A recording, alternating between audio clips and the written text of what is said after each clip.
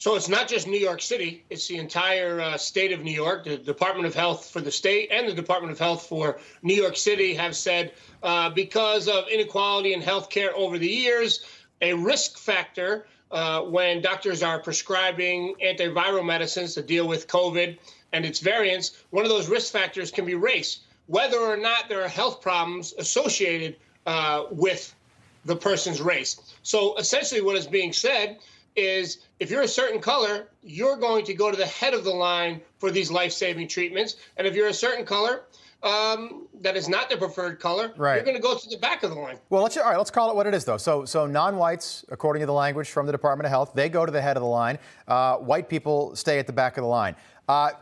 Simple question, is this legal? And if people are going to be excluded from treatments if they've got COVID because they're white or based on race, whatever kind of language you want to use, doesn't that mean that the state, maybe the federal government need to step in and make sure that doctors always have the supply of treatments that they need so they can then prescribe it to patients that are sick? Yeah, absolutely. This shows the perniciousness of rationing healthcare, certainly.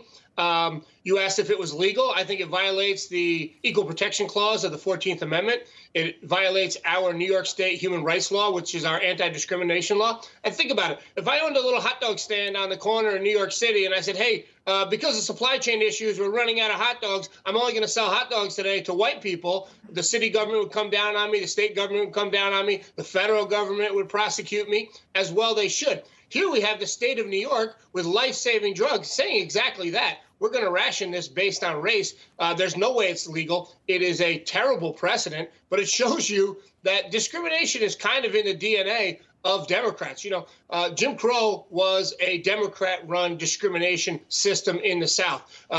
Internment of Japanese Americans was Democrat President Franklin Roosevelt. Even right now, in 2022, you see Democrats trying to prevent Asian Americans from getting into Ivy League schools. So the target of their discrimination changes over the years and over the decades, but there's always discrimination in what our Democrat colleagues are doing. Well, Democrats also, they claim to be the party that has followed the science for the last 2 now plus years.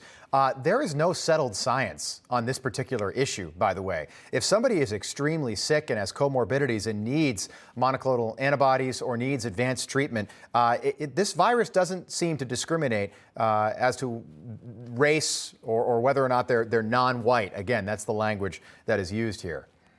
They're taking a non-health factor, race, and turning it into a health risk factor. Think about this. You know, former President Obama, he's a multimillionaire. He's worth $100 million. He has had access to great health care in his lifetime. But because he happens to be of African-American descent, he is going to go to the head of the line over a person who is white, who may have had limited access to health care over his lifetime. And that is why it's discriminatory. That's why it's terrible policy. It's unconstitutional. We have to push back on this as hard as we can, because if you can do this with a life-saving drug during a pandemic, where can you not discriminate? Well, imagine if they, I'm just thinking recent history, imagine they did it during the height of the HIV/AIDS pandemic.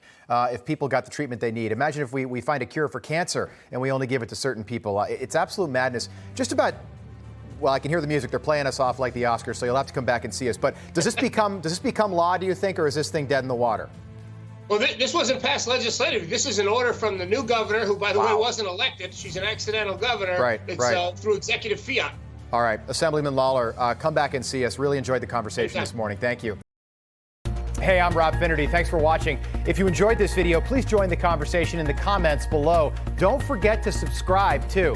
Hit the bell icon to be alerted to breaking news. And remember, there's a whole lot more on Newsmax TV, America's fastest growing cable news network. Newsmax TV, we're real news for real people.